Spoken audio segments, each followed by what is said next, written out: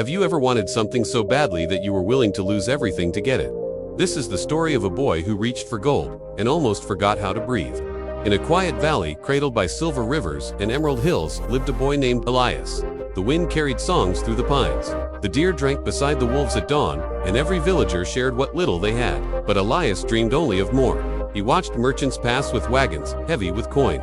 He listened to their laughter, bright, careless, free, and something sharp grew inside his chest. I deserve that life. He whispered to the moon one night, I will have it no matter the cost. The very next morning, before the sun kissed the rooftops, Elias slipped away with an empty sack and a heart already full of hunger. He followed an old forgotten trail that climbed higher than any child had dared. The path narrowed, roots twisting like warnings. Birds stopped singing when he passed. Yet deeper he went until the trees opened into a hidden glade where sunlight poured like liquid gold. There, beneath a single ancient oak, stood a woman made of light and shadow. Her hair was autumn leaves, her eyes the color of still water. She was the spirit of the mountain guardian of what truly belongs to no one. You seek riches, she said, her voice soft as falling snow. I will grant you 3 gifts, she continued. But each gift carries a mirror. Look closely, or lose yourself. Elias nodded, impatient. She led him to a stream where the water itself shimmered yellow. Drink, she said, all you desire will be yours. Elias knelt and drank deeply. For a moment, sweetness flooded his tongue. Honey, victory, power. Then the taste turned bitter as rust. His reflection in the water was no longer a boy, but a man bent and hollow, his eyes empty as abandoned houses. He recoiled, heart pounding. Greed tastes sweet only for a breath, the spirit whispered, then it eats the taster. Elias wiped his mouth, trembling, but the hunger still growled. They walked to a tree whose branches sagged with jewels disguised as fruit rubies, sapphires, diamonds glowing like stars. Take as many as you can carry, she invited. Elias filled his sack until the branches groaned. But with every jewel he plucked, a piece of the great oak withered. Leaves turned gray and fell like tears. Soon the mighty tree stood naked and dying. The birds that once nested there circled in silence, then flew away forever. Elias looked at his heavy sack and felt suddenly heavier, crushed beneath something he could not name. What you take without giving, the spirit said gently, eventually takes your sky. Tears stung his eyes. Yet one last hunger remained.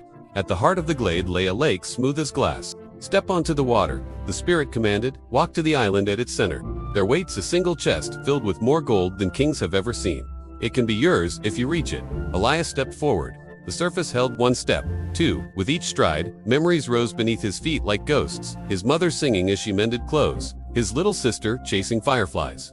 The warm-bred neighbors left on their doorstep when winter was cruel. Every memory flickered and sank as he walked farther, replaced by cold coins clinking in his mind. Halfway across, he looked back. The shore was already fading, as if the world itself was forgetting him. Panic seized his throat. He dropped the sack of jewels. They plunged through the water like stones and vanished. Elias ran as though his life depended on it until solid earth met his feet again. He fell to his knees, sobbing into the moss. I don't want the gold, he cried. I want to go home. The spirit knelt beside him. For the first time, she smiled.